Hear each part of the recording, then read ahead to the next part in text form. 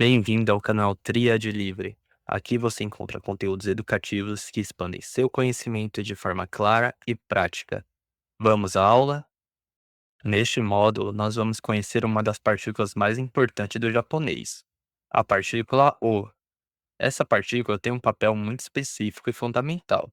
Ela serve para marcar o objeto direto da frase, ou seja, aquilo que sofre ou recebe diretamente a ação expressa pelo verbo. Ao longo dessa aula, vamos entender com clareza como a partícula O funciona dentro da estrutura da frase japonesa, porque ela é tão essencial e como usá-la corretamente em diferentes contextos. Mesmo que pareça um detalhe pequeno, o uso correto dessa partícula muda completamente o sentido da frase. Por isso, dominar a partícula O é um passo muito importante para formar sentenças claras e naturais em japonês. Vamos começar essa jornada explorando como ela funciona na prática. Agora que já fizemos a introdução, vamos entender qual é a função gramatical da partícula o dentro de uma frase em japonês. A principal função dessa partícula é indicar o objeto direto da ação. Em outras palavras, ela mostra o que está sendo diretamente afetado pelo verbo. Isso é fundamental para que a frase faça sentido e para que o ouvinte entenda com clareza quem está fazendo a ação e o que está sendo feito. Diferente do português, onde a ordem das palavras costuma indicar essa relação, no japonês a partícula o cumpre esse papel de forma explícita, ligando o objeto ao verbo.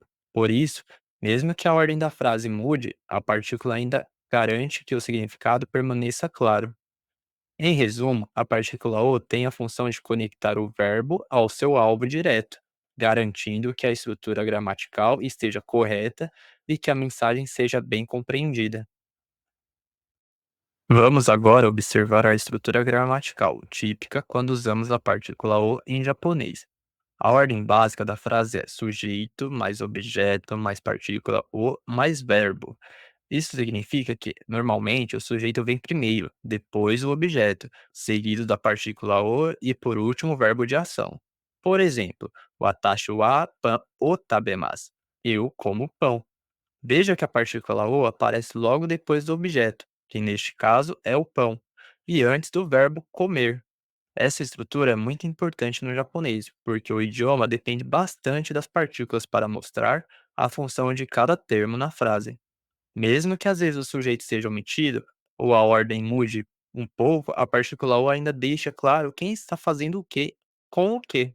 Saber identificar essa estrutura é essencial para formar frases corretas e compreensíveis. Ao longo das próximas partes da aula, vamos ver essa estrutura aplicada em exemplos práticos. Vamos agora observar alguns exemplos práticos do uso da partícula o em frases simples do dia a dia. O primeiro exemplo é pan o tabemasu. Eu como pão. Aqui, pan é o objeto direto. A partícula o indica que é o pão que está sendo comido.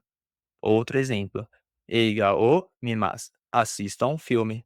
Nesse caso, eiga é o filme e o objeto direto do verbo é mimasu, assistir. A partícula o liga o objeto ao verbo. Mais um exemplo comum. Mizu o nomimasu. Bebo água. De novo, a partícula o aparece logo após o objeto, água, marcando que ela é o alvo direto da ação de beber. E por fim, Nihongo o benkyou shimasu. Estudo japonês. Aqui, a partícula o mostra que o japonês é o conteúdo que está sendo estudado. Esses exemplos mostram como a partícula o sempre aparece logo após o objeto direto, conectando ao verbo da ação. Esse padrão é consistente e fundamental na construção das frases em japonês. Vamos ver algumas notas importantes e observações úteis sobre a partícula o. Primeiro, embora a partícula seja escrita com o hiragana wo, a pronúncia correta é apenas o. Esse é um detalhe comum que confunde quem está começando, mas com a prática isso se torna natural. Segundo ponto, em japonês, muitas vezes o sujeito da frase é omitido, especialmente quando é óbvio pelo contexto. Mesmo assim, a partícula o continua sendo usada normalmente, e ela mantém o sentido da frase claro.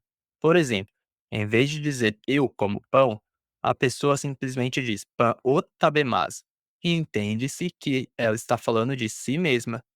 Terceiro, a partícula O não sofre alteração com o tempo verbal ou grau de formalidade. Se a frase estiver no passado, no informal ou no formal, a partícula será sempre a mesma. Isso facilita bastante a aprendizagem. Por fim, é importante lembrar que a partícula O é usada apenas para marcar o objeto direto. Se quisermos indicar um objeto indireto, como para alguém, com algo ou em algum lugar, outras partículas serão usadas como ni, de ou to, por exemplo. Essas observações ajudam a evitar erros comuns e tornam o uso da partícula O mais claro no dia a dia. Acompanhe o diálogo a seguir. さくらさん、コーヒーを飲みますか？はい、コーヒーを飲みます。ありがとう。じゃあ、私もコーヒーを飲みます。山本さんは日本語を勉強しますか？はい、毎日日本語を勉強します。すごいですね。私も日本語を勉強します。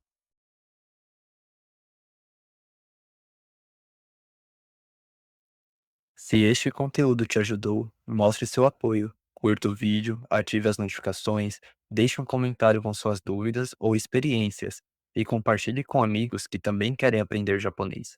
E claro, inscreva-se no canal Triade Livre para mais conteúdos didáticos como este. Muito obrigado por estudar comigo e até a próxima aula.